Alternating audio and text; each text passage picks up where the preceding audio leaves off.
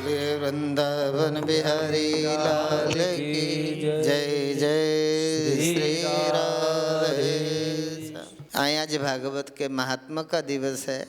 कल हम सब भागवत सुनेंगे। आज भागवत का महात्मा सुनेंगे, कल हम भागवत सुनेंगे। कल भागवत का प्रथम दिवस आ, अभी हमने गुरुदेव के पावन वाणी से जो सुना वो अद्भुत था, वो अमृत था। वो कालजयी वचनों को हमने सुना, वो कालजयी है। गुरु की वाणी से निकले हुए वचन एक बार श्रद्धा से यदि अंदर बैठ जाएं गहरे में, फिर काल भी कुछ नहीं कर सकता। काल के माथे पग धरूं सतगुरु के उपदेश।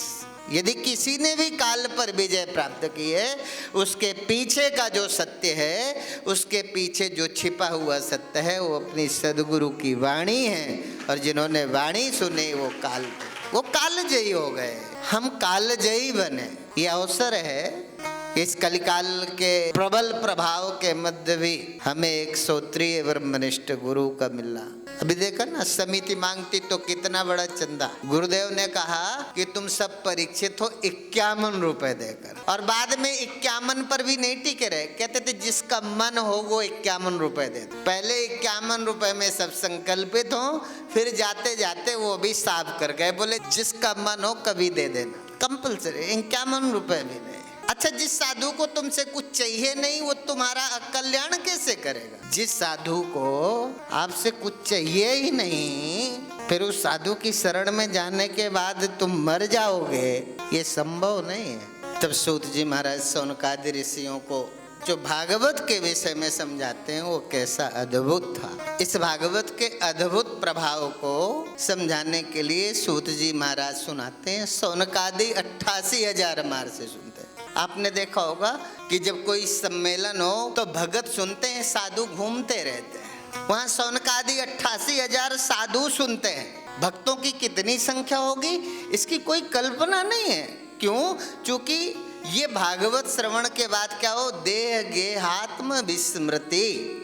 ये भागवत सुनने से जो देह में तादात्म्य हो गया है कि ये मैं हूँ, ये मेरा है, ये अहंता का जो भाव है, जो अहंकार है, ये गल जाएगा। देह अभिमाने गलते विज्ञाते परमात्मनि। जिस दिन हमारे अंदर से देह का अभिमान गल जाएगा, उस दिन हम परमात्मा रूप से स्थापित हो जाएंगे। ये देह अभिमाने गलते।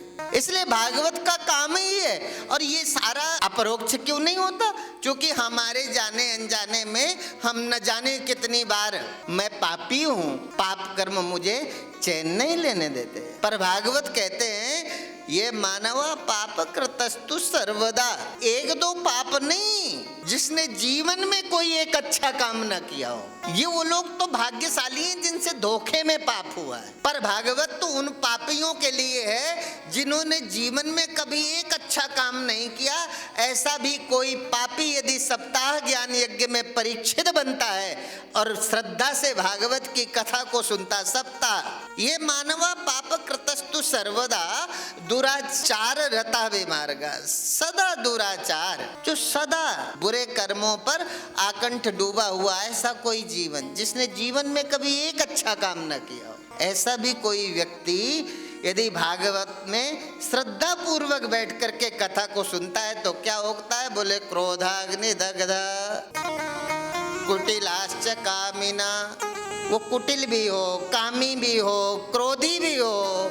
सप्ताह यज्ञ कल उपनंति ते। पर सप्ताह ज्ञान यज्ञ का इतना प्रभाव है कि यदि उसको श्रद्धा से सुन लिया तो सारे दोषों का समन हो जाएगा, सारे दोष मुक्त हो जाएगा। दोष मुक्त जीवन परमात्मा को प्राप्त करता है। दोष युक्त जीवन स्वर्ग और नरकादि को प्राप्त होता है। दोष मुक्त हो जाएगा। और ऐसे ही नहीं, पंचोक्र पापास छल छद्मकारिणा क्रूरा पिशाचा इव निर्दयाश्च ब्रह्मा स्वपुष्टा व्यभिचारकारिणा सप्ताह यज्ञ न कलौ पुनन्ति। सप्ताह ज्ञान यज्ञ का एक अपना प्रभाव है। और वो बोले जो 5 प्रकार के महापापों से युक्त है, ऐसा महापापी। हम पूछें, आपने हजारों बार कथा सुनी, वो 5 महापाप कौन कौन है? किनको महापाप की श्रेणी में भगवत पाद वेद व्यास जी ने किन कर्मों को महापाप की श्रेणी में लिया है? याद है ना? जिन्हें याद हो हाथ उठाओ। नहीं याद ना? अब जब याद ही नहीं तो पाप कर्म से बचेंगे कैसे? इसका मतलब हम कथा सुनते ही नहीं है। कथा सुने तो जीवन में संस्कारों का प्रादुर्भाव होगा। जब तक हम संस्कार से युक्त हमारा जीवन नहीं होगा, न तो हम यहाँ शांत होंगे, न मरने के बाद कहीं और शांति मिलेगी। शांति तो जब मिलेगी, जितना आप यहाँ शांत हो जाएंगे उतना ही हर जगह शांत होंगे। जहाँ चले जाएंगे दुनिया में वहीं आप शांत हो पाएंगे। शर्त है कि पहले, इसलिए जब भी कभी भगवान मिलेगा तो सबसे पहले आपके अंदर मिले। जब आपके अंदर भगवान मिलेगा फिर जहाँ चले जाओगे और जहाँ जाओगे वहीं भगवान का दर्शन होगा। पहले अपने अंदर खोजो, पहले तीर्थ में नहीं, पहले अपने अंदर। भगवान ने तो पहले ही कह दिया, देहो देवालय प्रोक्ता। तो किसी भगत ने कहा, भगवान जब आपको इस देह रूपी देवालय में ही रहना था तो इतने बड़े बड़े महंगे महंगे मंदिर बना डाले इन भक्तों ने, इसका क्या प्रयोजन है? भगवान ने कहा, मैं मंदिर में भी रहता हूँ, इतना महंगा ना होता तो भी रह लेता, मैं मंदिर में भी रहता हूँ, पर मेरी पसंद है, मेरी जो पसंद है। हमने कभी अपनी मालिक की पसंद को नहीं देखा, जिस मालिक को प्राप्त करना चाहते हैं। इसलिए ये कथा सनातन धर्मियों की नहीं है, ये कथा सिख और ईसाई या सिंधियों की नहीं है। जनमत देश हेतोन व्याधि तरतस चार्थे स्विज्ञा स्वराट तेनेम, ये कहीं नहीं कहा कि कृष्णम, बोले जनमत देश हेतोन व्याधि तरतस चार्थे स्विज्ञा स्वराट। उस परम पिता परमात्मा की कथा करते हैं जो कृष्णम परम नहीं, रामम परम नहीं, सत्यम परम धीमहि। जिस कथा से सत्य का हृदय में अपरोक्ष हो, प्रज्ञा में सत्य का अपरोक्ष हो, वो कथा है। ये किसी धर्म और मजहब की कथा नहीं है, ये कथा तो सत्य से परिचित कराने के लिए है। और वो 5 महापाप कौन से हैं? बोले ब्रह्मघाती। ब्रह्मघाती ब्राह्मण से भी है और एक अर्थ गुरु से भी है। ब्रह्मघाती गोघाती, गौ हत्या से भी है, ये दूसरा पाप है। तीसरा पाप है सुवर्ण चुराने वाला, स्वर्ण की चोरी। चूंकि स्वर्ण में तो कलयुग रहेगा ना, अभी श्राप होगा तो कलयुग कहाँ रहेगा? सोने में रहेगा। इसलिए चुराए हुए सोना में कलयुग रहता है, कमाए हुए स्वर्ण में कलयुग नहीं रहता। अधर्म से अर्जित स्वर्ण में कलयुग रहता है। इसलिए चुराए हुए सोने। और क्या है? बोले मदिरा पीने वाला, ये चौथा महापाप है। पर मदिरा तो धीरे धीरे हमारा कल्चर बन गया, स्टैंडर्ड बन गया। मतलब मदिरा जो नहीं पीते वो बहुत पिछड़े लोग हैं। मतलब मदिरा पिए मतलब हाँ पढ़े लिखे। ये मदिरा पीने वाला। और 5वां कौन है? 5वां महापापी कौन है? भागवत में तो 4 लिखे, 5वां कहते हैं जो इनका साथ करता है वो है। क्यों जोर दिया? क्योंकि संग से ही दोषों का जीवन में आगमन होता है। इसलिए संगात संजायते कामा, कामात क्रोध हो गया। क्रोधियों के साथ नहीं रहना, कामियों के साथ नहीं रहना, नशेड़ियों के साथ नहीं रहना। साथ किनका करो? जिनसे के जीवन के साथ से आपके जीवन में कुछ लाभ हो। चरित्रवानों के साथ रहना, भगवत भक्तों के साथ रहना, संस्कृति और अपने धर्म के प्रति प्रेम करने वालों के साथ रहना, तो जीवन में पवित्रता आएगी। जीवन का सबसे बड़ा यज्ञ है कि अपने जीवन की इस यात्रा में पवित्रता का पूरा ध्यान रखा जाए। कैसे? इसलिए हमारे जीवन के व्यवहार में शुचिता जितनी अधिक होगी उतने बड़े हम तपस्वी होंगे। शुचिता, हमको लगता है जो जितने दिन एकांत में बैठ के भजन करेगा वो। राम तो भगवान है, एक दिन भी भजन नहीं किया, जंगल जंगल घूमे, काम किया। ठीक है ना? जिस तरह के भजन को आप बड़ा महात्मा समझते हो उस तरह से तो भगवान राम नहीं करते, उस तरह से तो भगवान कृष्ण नहीं करते। और पर सारा जीवन यदा यदा ही धर्मस्य ग्लानिर्भवति भारत अभ्युत्थानम अधर्मस्य तदात्मानं सृजाम्य। भगवान तो आए धर्म की स्थापना के लिए। इसलिए भगवान का आप किस नौकर से या किस बच्चे से आप खुश रहे? आप मालिक हैं, बड़े आदमी हैं तो आपके घर में नौकर है, नहीं तो आप परिवार वाले तो हैं ही ना, आपके बच्चे तो हैं। और यहाँ ज्यादातर वो लोग हैं जिनके बच्चे हैं, कम लोग हैं, बहुत थोड़ी संख्या में यहाँ हैं जो अविवाहित हैं। ज्यादातर सबके बच्चे हैं, सब अच्छी उम्र के लोग हैं, ठीक ठाक उम्र के हैं। तो आप परिवार में जानते हो ना, बच्चे हैं, आप किसे ज्यादा प्रेम करते हो, किस पर ज्यादा विश्वास करते हो? ये आपका अपना है, हमारा नहीं है। आपसे पूछें कि आप किसे ज्यादा प्रेम करते, विश्वास करने की बात आए तो किस बच्चे पर ज्यादा विश्वास करते हो? ठीक है ना, बच्चे तो आपके हैं ना सारे, पर आप किसका विश्वास करते हो? जो आपकी कहने को मानता है, जो आपका कहा मानता है, वो बच्चा घर का धीरे धीरे मालिक हो जाता है। उसके ऊपर पिता और माता का विश्वास जमता है। क्यों? क्योंकि वो पिता और माता के कहने पर चलता है। अर्थात जो मालिक के इशारे को समझता है, मालिक उससे प्रेम करता है। जो मालिक के इशारे को नहीं समझता, मालिक कभी भी उसको प्रेम नहीं करता। और मेरे मालिक का इशारा क्या है? बोले परित्राणाय साधूनां विनाशाय च दुष्कृतां धर्म संस्थापनार्थाय संभवामि युगे युगे। मेरे मालिक को क्या पसंद है?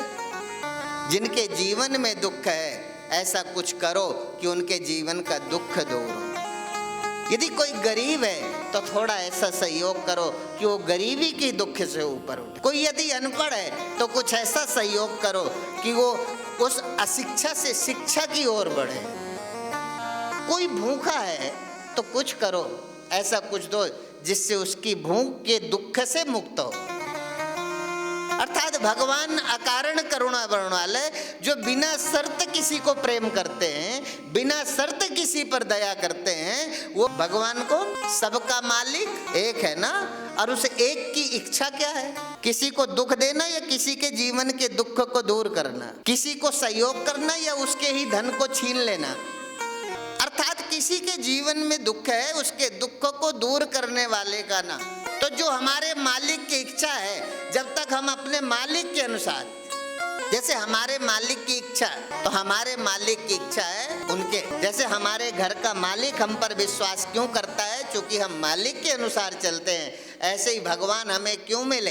भगवान तब हमें मिलेगा जब हम धीरे धीरे भगवान जिस लिए जन्म लेते हैं, भगवान जिस लिए अवतार धारण करके आते हैं, उस तरह के जब हमारे जीवन में कर्म होंगे, तब दुनिया में किसी को भगवान मिले न मिले, संसार में भगवान आए ना आए, पर उस व्यक्ति को जरूर भगवान इसी जीवन में मिलेगा जो भगवान की इच्छा के अनुसार जीता है। मिलेगा, कैसे ना मिलेगा? इसलिए 5 महापाप हैं ये, ठीक है ना। पर अभी भीड़ में आरती करते यदि चैन गिर जाए तो बहुत कम लोग होंगे। गिर गई तो फिर हम जो है, गिर गई तो बताने से अच्छा लगता है। वो तो बहुत भगवान की कृपा है कि लगता है बता दे, नहीं तो धीरे से देखा, कोई देख तो नहीं रहा। यदि कोई देख रहा है मुझे और मैं किसी को देख रहा हूं तो फिर पैर से ही दबा लिया। फिर तब तक वहां खड़े रहे जब तक हमारे देखने वाला नहीं हटा, तब उठा लिया। मतलब दिमाग कितना चलता है। एक सोना उठाने के लिए दिमाग कितना चला, और एक भगवान को पाने के लिए। आज कथा समझ ही नहीं आई। कथा समझ तो तब आती जब तुम्हारी समझ में भगवान जैसी कोई चीज जरूरी लगती। यदि भगवान सोने की तरह जरूरी लगता तो जरूर समझ आता।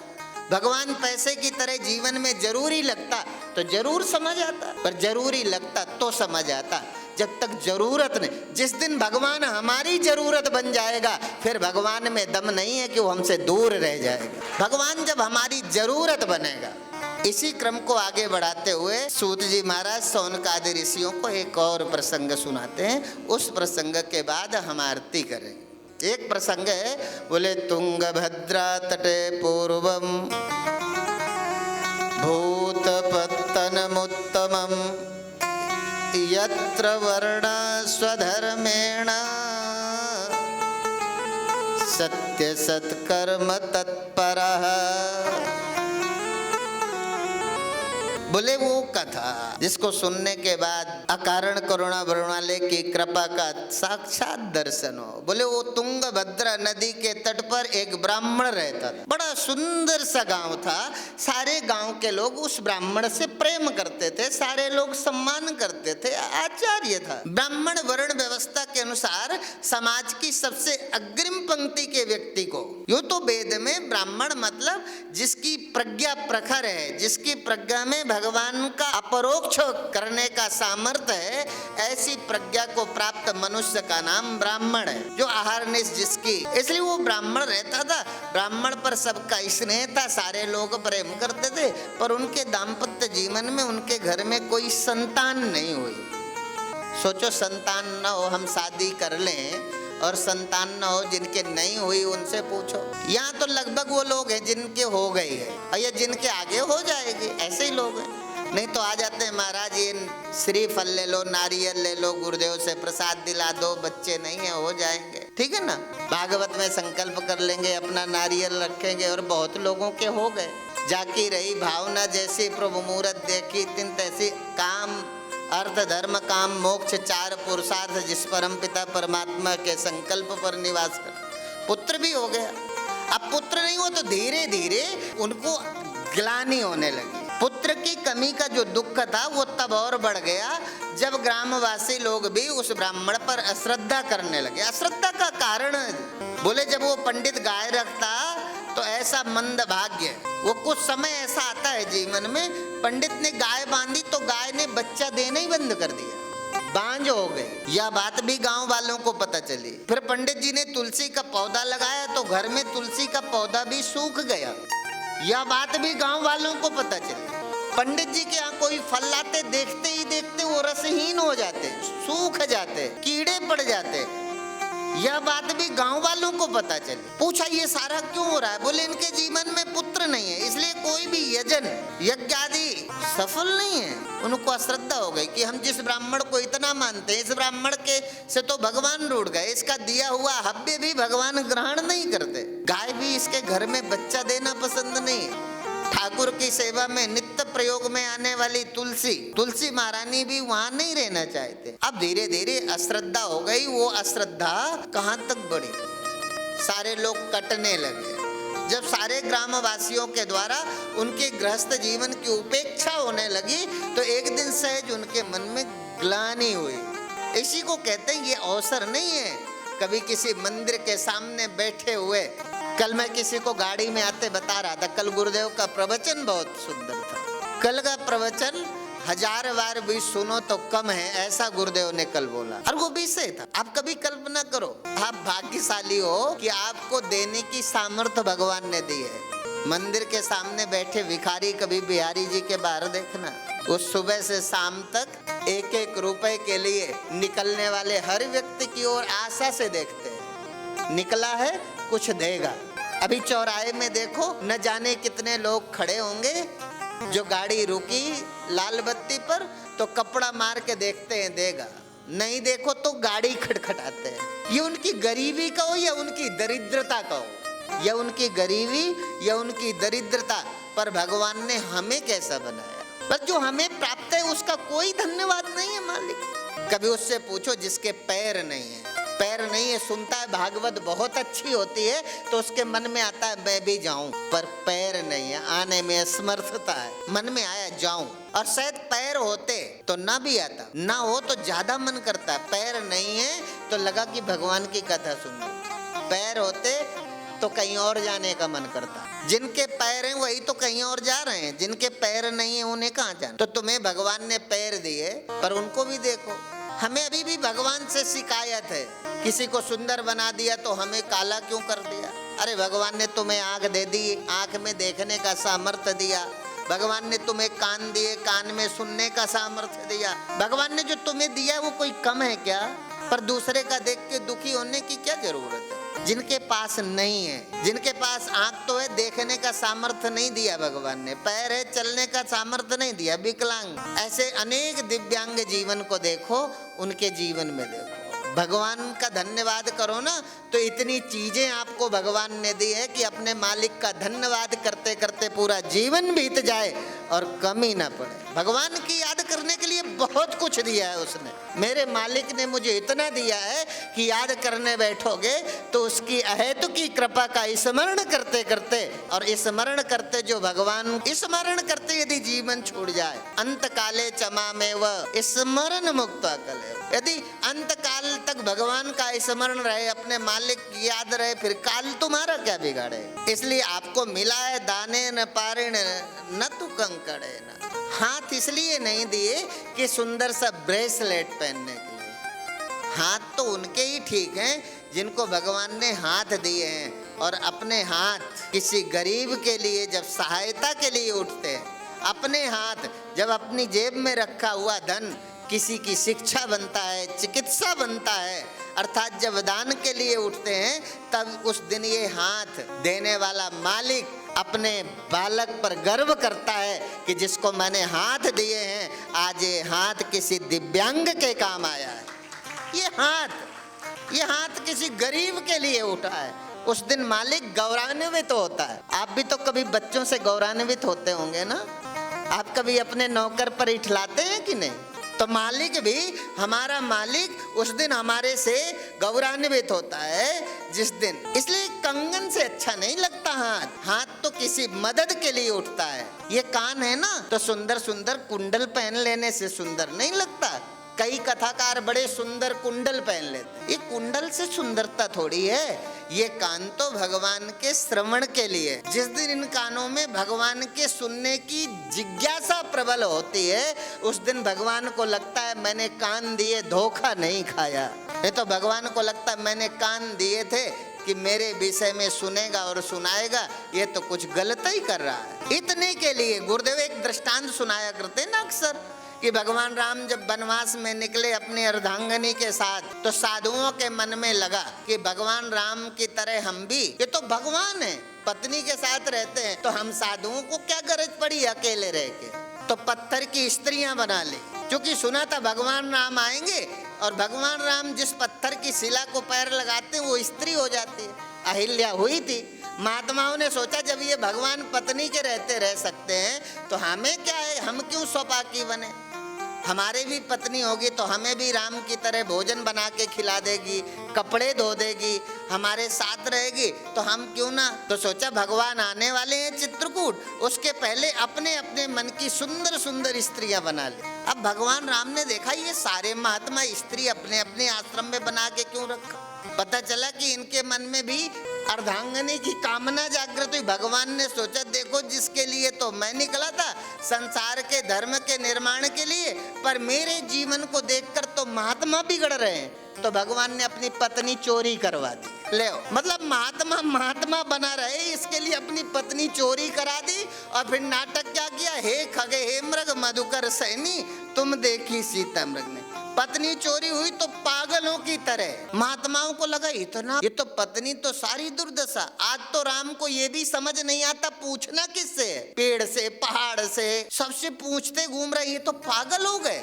अरे बोले जिस पत्नी के कारण राम पागल की तरह इन्हें इतना भी नहीं रहा, हे खगे हे मृग मधुकर सैनी तुम देखी सीता मृग ने। नहीं, ये मृग बताएंगे सीता के विषय में, पहाड़ बताएंगे। बोले इतनी दुर्दशा होती है पत्नी के साथ। तो महात्माओं ने सारी अपनी अपनी पत्नियां ली पत्थर की और मंदाकिनी में फेंक दी और बोले भला हुआ, आनंद से छूट गई तो अच्छा रहा। पर कई दफा लगता है, इसलिए सारी चीजें देख के थोड़ी होता है। किसी का पैसा देखा लगा हम भी पैसे वाले हो जाएं, किसी को शराब पीते दिखा और शराब पीने वाले की बड़े, अब वो मंत्री है मान लो शराब पिए है, बड़ा अफसर है शराब पिए है, बड़ा व्यक्ति है शराब पिए है, तब भी उसके पीछे कई लोग वाह वाह करने वाले हैं। आप भी पीने लग जाओ। किसका क्या स्तर है? तुम्हारा स्तर। हमारा स्तर क्या है? हमारा स्तर वो है जो हमें आचार्यों ने दिया है। हमारा इस जीवन का स्तर क्या होना चाहिए? जो हमारी संस्कृति ने दिया। जो शास्त्र जिस काम के लिए आज्ञा नहीं करते वो सारे कर्म पाप हैं। पाप क्या है? जिस कर्म के लिए शास्त्र समर्थन नहीं करते वो सारे कर्म पाप हैं, और जिस कर्म के लिए शास्त्र हमें आज्ञा देते हैं वो सारे कर्म पुण्य हैं, सारे कर्म शुभ हैं। अब एक एक क्या गिना है? तो आपको आपका शास्त्र क्या कहता है? अपनी पत्नी के साथ रहना या किसी को भी लाइन मारना? अपने पति के साथ रहना या किसी को भी? अपना, मेरा पति मेरा है ना, मेरी पत्नी मेरी है, कि सब मेरे पति हैं सब मेरी पत्नी, सब मेरे पुत्र हैं सब, है ना? ऐसा तो नहीं, ठीक है ना? तो धीरे धीरे ऐसा सोचो, ऐसा सोचो जो व्यवहार की पवित्रता है। व्यवहार जब तक पवित्र नहीं होगा ना तब तक जीवन में शांति नहीं होगी। बातें भले शांति की कर लो, बातों से तो हर गृहस्थ को पता है महात्मा को ऐसा होना चाहिए। अच्छा, महात्मा को क्रोध करना चाहिए क्या? पता है ना आपको? महात्मा का मतलब जो क्रोध नहीं करता, महात्मा का मतलब जो लोभ नहीं करता। ऐसा कोई गृहस्थ नहीं होगा जो महात्मा की व्याख्या न कर दे। अनपढ़ से अनपढ़ व्यक्ति भी समाज का महात्मा की व्याख्या कर सकता है, महात्मा को ऐसा होना चाहिए। पर पढ़ा से पढ़ा व्यक्ति भी, गृहस्थ, ये भूल जाता है कि गृहस्थ को कैसा होना चाहिए। गृहस्थ के विषय में महात्मा को पूरा पता है, महात्मा के विषय में गृहस्थ को पूरा पता है, सब दीपक तले अंधेले जैसी स्थिति है। अपने विषय में किसी को कुछ पता ही नहीं, हमारी आदत ही नहीं है। अब यही तो हुआ। अब आत्मदेव अब पुत्र के दुख में एक दिन निकले, बोले सारे गांव के लोग चूंकि दुखी हो गए, सारे गांव के लोग, इतना सम्मान मिलता हो फिर उन्हीं लोगों के बीच अश्रद्धा पैदा हो जाए।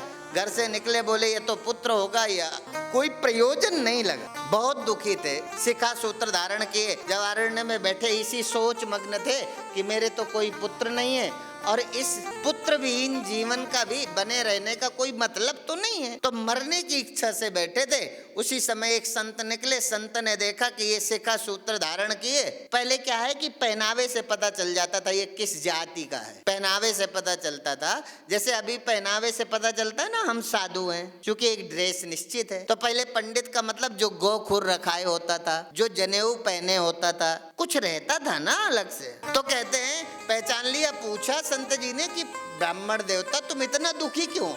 मतलब तुम समाज के मार्गदर्शक हो, यदि तुम दुखी हो जाओगे तो सारा समाज इस दुख से कैसे मुक्त होगा? तो बताने लगे, बोले मेरे कोई पुत्र नहीं है, मैंने कोई गाय भी बांधी तो बांझ हो गई, ठाकुर जी मेरा दिया हुआ भोग नहीं ग्रहण करते, इसलिए मुझे। तब महात्मा जी ने विचार कर देखा और महात्मा जी ने कहा आपके कोई ऐसा नहीं, आपको 7 जन्मों तक संतान का सुख नहीं है, 7 जन्म तक। अच्छा ये बताओ, ये कहा 7 जन्मों तक संतान का सुख नहीं है, यह 7 जन्म तक तुम्हारे कोई संतान नहीं होगी, ये कहा था। कथा तो सुनी होगी ना कभी, तो क्या बताया किसी ने? 7 जन्मों तक तुम्हारे कोई संतान नहीं है। ऐसा चूक व्यास जी कर सकते हैं भला? कभी नहीं। उन्होंने कहा तुम्हारे को 7 जन्म तक संतान का सुख नहीं है। हमने भी पहले ऐसे ही सुना, पर जब ध्यान दो तो कहते हैं 7 जन्म तक तुम्हारे कोई संतान का सुख नहीं है, इसलिए मुंचा ज्ञानम